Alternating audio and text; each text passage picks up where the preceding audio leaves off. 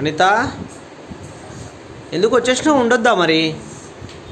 మళ్ళీ నేను లేకపోతే మీరు వంట చేసుకోరు కదా, అందుకే పిల్లల వల్ల నేను వచ్చేసినానండి. అవునా? ఏమేమో తీసుకొచ్చినట్టున్నావు. ఏం తీసుకొచ్చినా? ఇక మా అమ్మ వాళ్ళ ఇంటి ఇక్కడ కరివేపాకు చెట్టు ఉంది కదా, గట్టిగా కరివేపాకు తీసుకొచ్చిన. ఓకే, ఇంకా ఇంకానా పుదీనా. పుదీనా. ఓకే, ఇది రాళ్ళు పడిపోతాయి తింటే. రణపాలాకు. రణపాలాకు. ఆ, రణపాలాకు తిన్నామనుకో రాళ్ళు కడుపులో కరిగిపోతాయి. మార్నింగ్ లేవగానే తినాలి. కడుపులో కరిగిపోతాయా? బయటకు వస్తాయి. బయటకు వస్తాయి కరిగిపోయి. కాబట్టి ఇవి తెచ్చిన ఇవి కూడా తినాలి. ఎవరికైనా తెలిసిన వాళ్ళకి ఉందంటే ఇవ్వాలి. సరే అనిత. ఇంకో పువ్వులు ఉన్నాయి, మా అమ్మ వాళ్ళ ఇంటి కూడా మస్తు పువ్వులు ఉన్నాయి, కనకమరాలు. ఇంకో తెచ్చిన.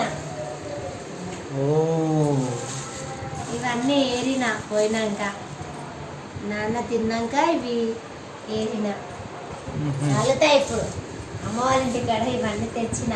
ఎప్పుడెప్పుడు అమ్మ పోయేవారికి అల్లి వెళ్తుండే, ఈసారి నేనే చెట్టు నుండి తెంపి మరి తీసుకొచ్చుకున్నా కనకమరాలు. నాన్నకి ఎలా ఉంది మరి? నాన్నకి మంచిగా ఉంది, పర్లేదు. ఇప్పుడు కోకోనట్ వాటర్ తీసుకెళ్ళిన తాగిండుకొని ఇవన్నీ తీసుకొని మళ్ళీ మీరు వంట వేసుకోలేదు కదా అని వచ్చిన. ఇగో అవునా? మా అంత అమ్మ వాళ్ళ ఇంటికి వెళ్ళి నేనైతే ఇవి తెచ్చానండి.